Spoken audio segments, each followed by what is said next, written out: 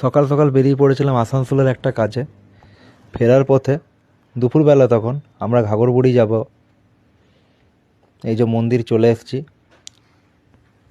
দুপুরবেলা বলে পুরো ফাঁকা।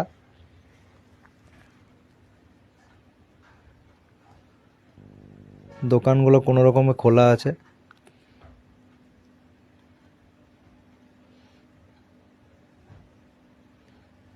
মন্দিরের ভিতরে ঢুকছি। মায়ের মূর্তিটা বেশ সুন্দর। বলা হয় যে মা অন্নপূর্ণা বা মা দুর্গা, মা কালী আর মা আর শিবের সম্মিলিত রূপ। এই যে তিনটে মূর্তি রয়েছে সিঁদুর মাখানো, কালী, দুর্গা আর শিব।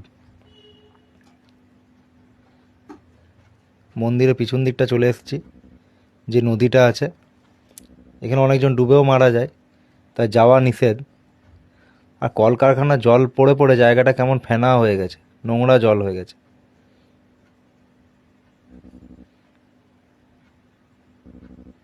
চলো টাটা।